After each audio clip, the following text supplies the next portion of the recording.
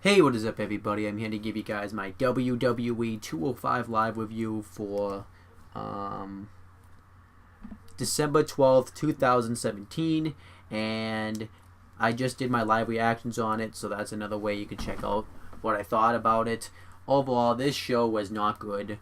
I can only really think of like one segment I really liked on this show.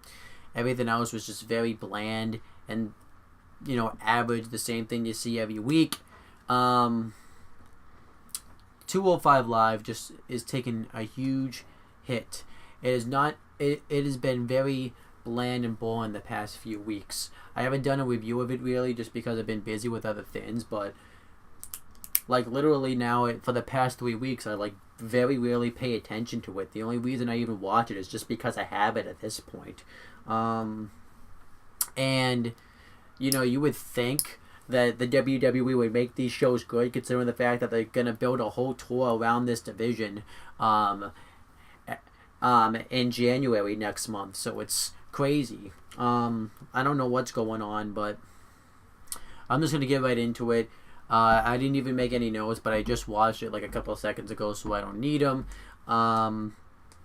We had Nigel McGuinness and Vic Joseph on commentary for this show. I will say overall, I think Vic Joseph is getting better on commentary, which is good. So, I think that's good. We had the first match. It was Ariya Daivari with Drew Gulak ringside versus Cedric Alexander. Ariya Daivari's ribs were all taped up because he was selling the injuries from Raw when he got the lumbar check, which I did like.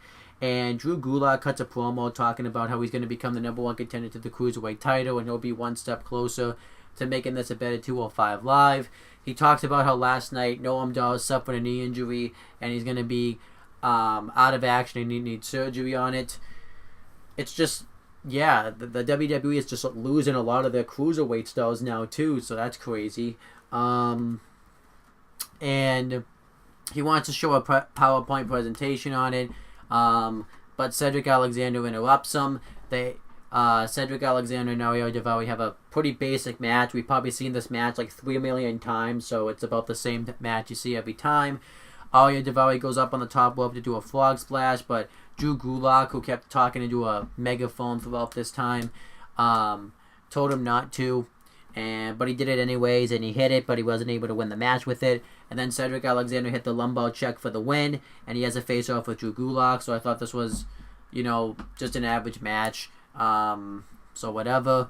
And then Gulak, Ariya Daivari, and Tony Nese are backstage, and Enzo Amore comes up, and he's mad at the Zoe Train. He's mad at Drew Gulak for thinking he could beat him for the title. So he says he's gonna go out and have a match with Tony Nese to pretty much show the whether or not he wants to be in the Zoe Train. I don't know. And then we had Jack Gallagher with the Brian Kendrick versus Kalisto. Gallagher and Kendrick reveal that the reason they've been attacking Kalisto is because Kendrick had to fight for 19 years to get to WWE, and when he finally became a champion, he lost the Cruiserweight Championship a year ago, and he hasn't had the opportunity to get it back, but Kalisto's been given multiple opportunities, and he's squandered every one of them. And Gallagher wants Kalisto to stay away from 205 Live. They have a match. I like this match. It was good. Kalisto, hits a ton of flippy stuff in this match. Gallagher, he inadvertently kicks Kendrick in the face, and then Gallagher slams Kalisto's leg onto the ring post, and Gallagher works over the injured leg of Kalisto for a while, and then eventually Kalisto hits the Salida del Sol in the match.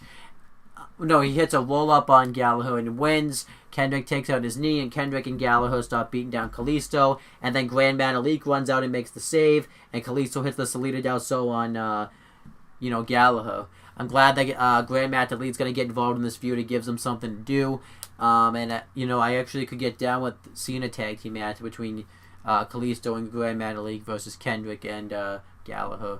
But Kalisto's just like with it. It's just kind of blended in now with the other pack of the Cruiserweight division. That was a pretty decent name to get in this division, and now he's just kind of there now. So I think that's stupid. And then Enzo Amore's backstage, and Drew Gulak doesn't want him to go fight Tony, but he says it's not going to be a fight, it's just going to be a scientific wrestling match to entertain the people. So we had the match. It was Enzo Amore with Drew Gulak and Ariya Daivari ringside versus Tony Nese. Tony Nese doesn't want to do this match. Enzo keeps slapping him in the face. Tony Nese acts like he's going to punch him. Audio Daivari ambushes him from behind. They beat him down. And then Enzo's about to hit the Jonanzo on him, but then Gulak wants him to get in the ring and prove his worth. So Gulak gets in his face, and you think he's going to hit Enzo, but instead he hits Tony Nese, and he beats the crap out of him. And then they beat the crap out of Tony Nese, and Enzo hits the Jonanzo on him, and they all raise their hands together. Something tells me because of this that Gulak's going to win this the match on Raw, because it seems like they really want to build a title program between Gulak and Enzo. And with everything they've been doing the past, couple of days, it seems like that's the direction they're going in, unless they want to save that for like WrestleMania or something. I don't know.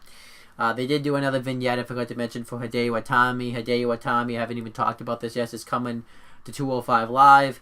I'm pretty excited about it. I kind of wish he wasn't going to be in the Cruiserweight division, but it is what it is. Don't know what's going to happen with him, but I'm pretty nervous about it because being in the Cruiserweight division is pretty much a career, a threatener, so I'm pretty concerned about that. But that was pretty much 205 Live. Overall, I thought it was a boring show. I'll give it a 3 out of 10. It was pretty boring. The only thing I really liked on this show was the Kalisto stuff with, Kendrick and stuff. Everything else was just boring and bland. But that's my thoughts on 205 Live. Thank you for watching. Goodbye.